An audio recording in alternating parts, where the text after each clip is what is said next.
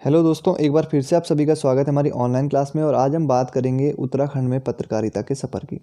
लेकिन उत्तराखंड में पत्रकारिता के सफ़र को जानने से पहले थोड़ा सा मैं भारत के संदर्भ में भी कुछ चीज़ें जानना ज़रूरी है, क्योंकि देखिए वहाँ से भी एग्जाम में प्रश्न बनते हैं। थोड़ा सा वहाँ से हम चीज़ों को क्या करेंगे, कनेक्ट करते हुए चलेंगे। तो भारत में अगर हम पत्रकारिता की शुरुआत की बात करें, थोड़ा सा पहले से देखते हैं प्रिंटिंग प्रेस की बात। तो प्रिंटिंग प्रेस किस समय आई थी? पुर्तगालियों के समय आई थी। सबसे पहले पुर्तगालियों के समय भारत में प्रिंटिंग प्रेस आई थी। जब भारत में यूरोपियों का आगमन होता है तो पुर्तगाली आए थे ना सबसे पहले, और सबसे बाद में भी गए थे। तो पुर्तगालियों के द्वारा क्या हुआ था, यहाँ पर प्रिंटिंग प्रेस स्थापित की गई थी गोवा में। लेकिन इनके द्वारा कोई न्यूज़पेपर नहीं चलाया गया, ठीक है। बस यहाँ पर कुछ किताबें जरूर छापी गई थी। लेकिन अगर हम बात करें न्यूज़पेपर की, पहला अखबार भारत में पत्रकारिता की शुरुआत कहाँ से होती है? पश्चिम बंगाल से, ठीक है। तो कहाँ से होती है? पश्चिम बंगाल से। और दिन था 29 जनवरी का, 29 जनवरी, और वर्ष था 1780। और व्यक्ति का नाम था जेम्स अगस्टस हिक्की। इनके द्वारा पश्चिम बंगाल से एक पत्र निकाला गया जिसे बंगाल गजट के नाम से जानते हैं, ठीक है। तो आपने पढ़ा भी होगा, ठीक है। बंगाल गजट के नाम से इसको जानते हैं। थोड़ा सा देख लेते हैं। देखिए, हिक्की के द्वारा यहाँ पर कौन सा पेपर निकाला गया? बंगाल गजट नाम, बंगाल गजट पेपर निकाला गया। हिक्की बंगाल गजट भी कहते हैं इसको। हिक्की गजट के नाम से भी जाना जाता है और कलकत्ता जनरल एडवर्टाइजर के नाम से भी जाना जाता है, ठीक है। तो ध्यान रखेंगे, भारत में पत्रकारिता की शुरुआत किस पेपर से हुई है? बंगाल गजट से हुई है। और 29 जनवरी 1780 में ये पेपर निकाला गया था। अब देखिए इस पेपर की विशेषता, किसके द्वारा निकाला गया? James Augustus Hickey. यहाँ से कई बार एग्जाम में प्रश्न बने हैं, इसलिए आपको अच्छे से चीज़ें समझनी चाहिए। हालांकि ये अखबार मात्र 2 साल ही चल पाया। इसके पीछे बहुत बड़ा कारण है, ठीक है। 2 साल ही चल पाया क्योंकि हिक्की ने क्या किया, हमेशा जो ब्रिटिश ईस्ट इंडिया कंपनी थी, ब्रिटिश ईस्ट इंडिया कंपनी थी, हमेशा इनकी नीतियों का प्रबल विरोध किया और हमेशा इनके खिलाफ लिखा। जो भी यहाँ पर अंग्रेजी सत्ता थी उस समय, उनके खिलाफ लिखा। तत्कालीन गवर्नर जनरल थे वारेन हेस्टिंग्स, आपने नाम सुना होगा, ठीक है। मध्यकालीन, सॉरी, आधुनिक भारत में वारेन हेस्टिंग्स थे। उनके खिलाफ भी इन्होंने कई लेख लिखे। और बाद में वारेन हेस्टिंग्स पर क्या होता है, महाभियोग भी चलाया गया था। सारा ये आपने आधुनिक भारत में पढ़ा होगा। तो ईस्ट इंडिया कंपनी के खिलाफ लिखा, वारेन हेस्टिंग्स के खिलाफ लिखा इस पेपर ने, ठीक है। तो जिसके कारण क्या होता है, जो ईस्ट इंडिया कंपनी है, ठीक है, तत्कालीन जो ईस्ट इंडिया कंपनी थी, उन्होंने क्या किया, जो इसके मुकाबले अन्य पेपरों को फिर प्रोत्साहन देना प्रारंभ कर दिया। और अन्य न्यूज़पेपरों को क्या किया, पैसा दिया, ताकि वो पेपर आगे बढ़ सकें और इस हिक्की बंगाल गजट की आवाज़ को दबाया जा सके।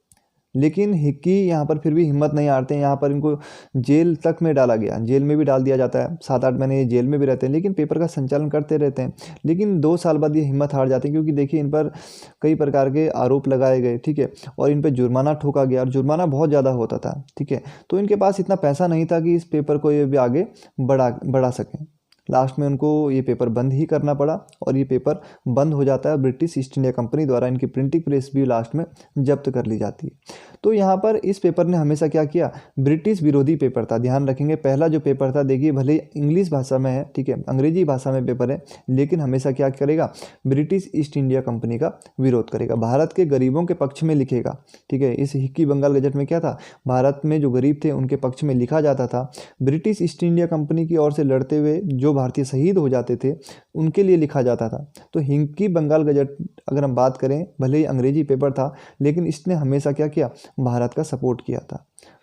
तो ये पहला पेपर, आपको यहाँ से 2-4 चीज़ें ध्यान रखनी है कि ये पेपर निकला कब था। एक तो 29 जनवरी 1780 में निकला था, ठीक है, पश्चिम बंगाल से। जेम्स अगस्टस हिक्की के द्वारा ये पेपर निकाला गया था। लेकिन अगर हम बात करें भारत में प्रथम हिंदी पत्र की, ठीक है, तो पहला समाचार पत्र जो हिंदी में निकला था, तो वो था उद्दंत मार्तंड। तो ये चीज़, ये तो आपने सुना ही होगा, बहुत ही महत्वपूर्ण है और बहुत ही आसान भी। तो उद्दंत मार्तंड यहाँ पर पहला हिंदी समाचार पत्र था भारत में, जो कि कब निकला था, 30 मई 1826 को निकला था। तो 30 मई 1826 को निकला था, इसीलिए 30 मई को क्या मनाया जाता है, हिंदी पत्रकारिता दिवस मनाया जाता है। तो हर साल 30 मई को हिंदी पत्रकारिता दिवस मनाया जाता है, क्योंकि 30 मई 1826 को उद्दंत मार्तंड निकला था। और किसके द्वारा निकाला गया था, जुगल किशोर के द्वारा।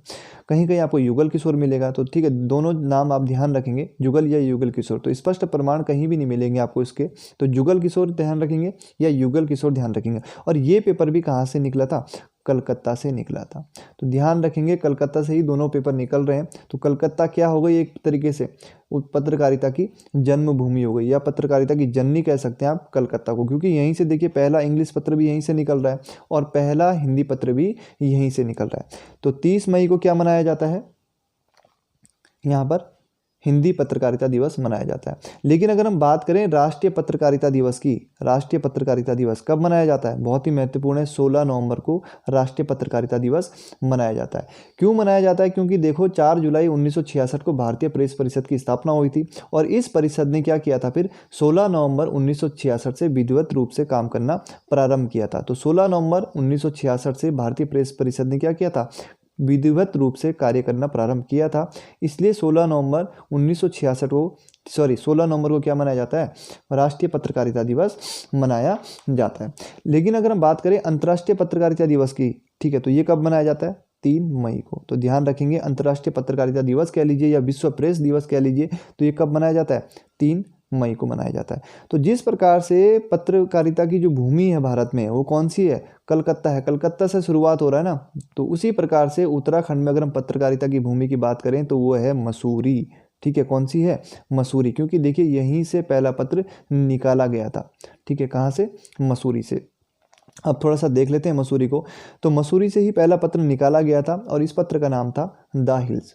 इसीलिए मसूरी को क्या कहा जाता है, उत्तराखंड में पत्रकारिता की जननी कहा जाता है मसूरी शहर को।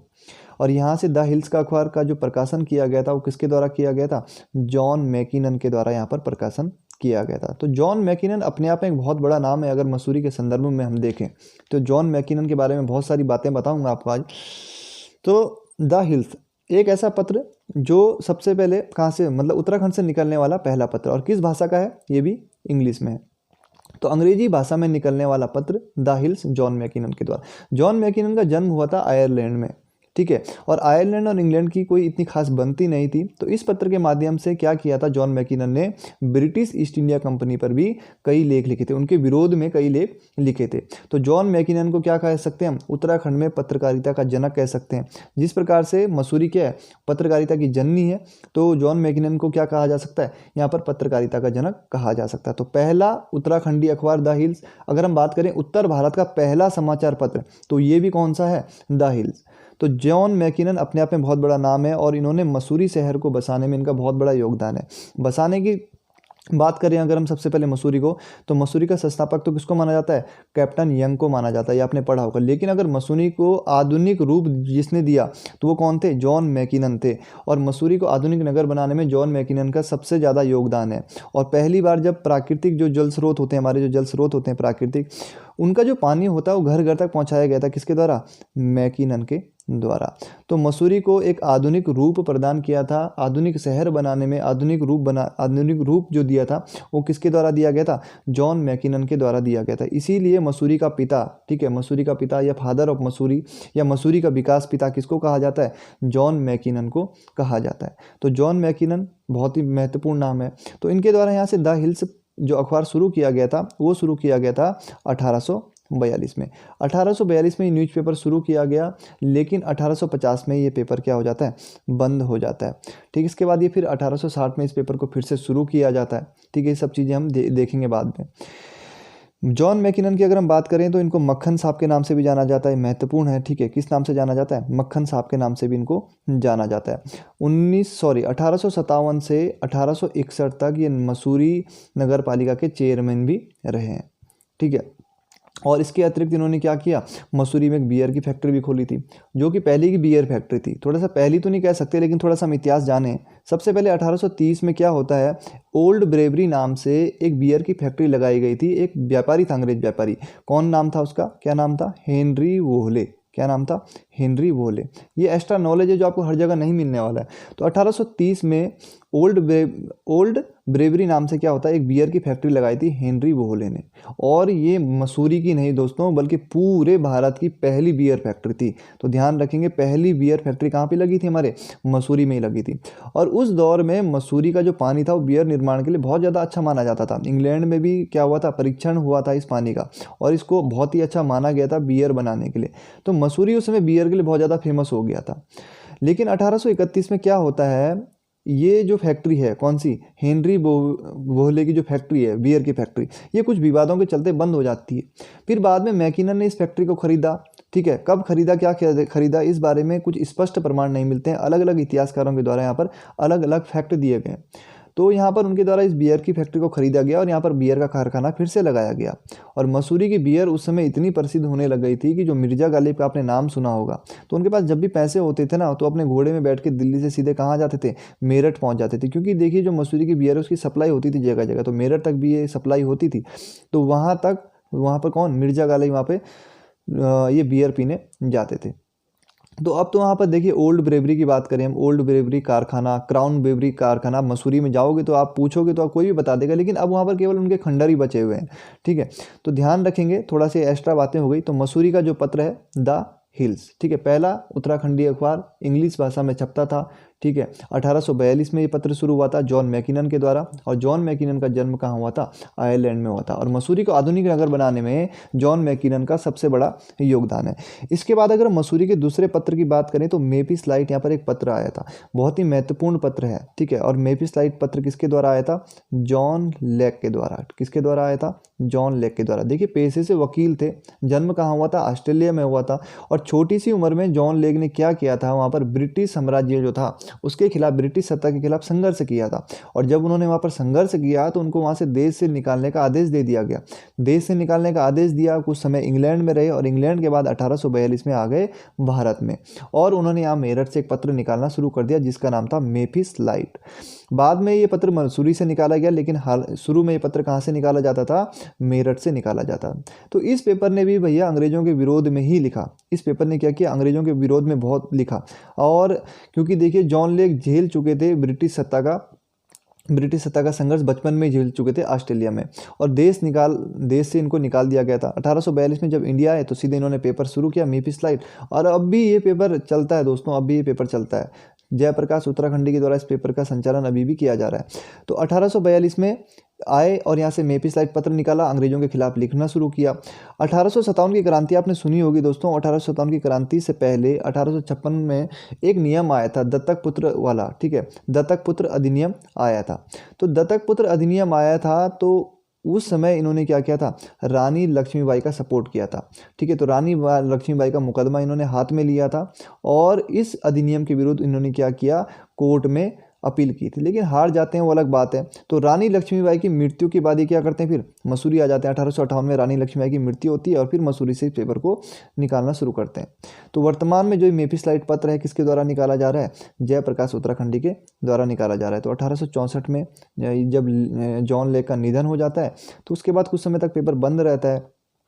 ठीक है, ये देखिए यहाँ पर पेपर, ये रहा पेपर। देखिए रानी लक्ष्मीबाई के कानूनी सलाहकार, देखिए संस्थापक संपादक कौन है, जॉन लेक, और महारानी लक्ष्मीबाई के ये कानूनी सलाहकार थे। देखिए संपादक जयप्रकाश उत्तराखंडी हैं। ठीक है, तो ध्यान रखेंगे आपको इसको, हिंदी प्लस अंग्रेजी दोनों में छप रहा है पेपर, मसूरी से निकलता है। तो ध्यान रखेंगे मसूरी से निकलने वाले दो प्रमुख पत्र कौन से हैं, द हिल्स और मेपिस लाइट। थोड़ा सा लिख लेते हैं हम इनके बारे में अब ना। ठीक है, उत्तराखंड में पत्रकारिता का इतिहास दो चरणों में देखेंगे, गढ़वाल कुमाऊं। ठीक है, कुछ इसको देखते हैं बाद में। राष्ट्रीय पत्रकारिता दिवस 16 नवंबर को मनाया जाता है। 4 जुलाई 1966 को भारतीय प्रेस परिषद की स्थापना, लेकिन इस परिषद ने 16 नवंबर 1966 से विधिवत रूप से कार्य करना प्रारंभ किया, इसलिए ठीक है ध्यान रखेंगे। हिंदी पत्रकारिता दिवस की बात करें तो 30 मई को मनाया जाता है, क्योंकि 30 मई 1826 में जुगल किशोर ने प्रथम हिंदी समाचार पत्र उद्दंड मार्दन का प्रकाशन प्रारंभ किया था कोलकाता से। और इसका अर्थ क्या होता है, उगता हुआ सूरज। क्या होता है इसका अर्थ, उगता हुआ सूरज। ठीक है, भारत में पत्रकारिता की शुरुआत की बात करें तो बंगाल गजट से पत्रकारिता की शुरुआत होती है। ठीक है, और ये पेपर भी क्या था, ये इंग्लिश का पेपर था, आपको पता ही है, मैंने बता दिया। 29 जनवरी 1780 को ये पेपर निकला था। जेम्स अगस्टस हिक्की के द्वारा ये पेपर निकाला गया था। अंतर्राष्ट्रीय पत्रकारिता की दिवस की बात करें तो कब मनाया जाता है, 3 मई को। विश्व प्रेस दिवस कह लीजिए, अंतर्राष्ट्रीय पत्रकारिता दिवस कह लीजिए, तो 3 मई को ये पेपर मनाया जाता है।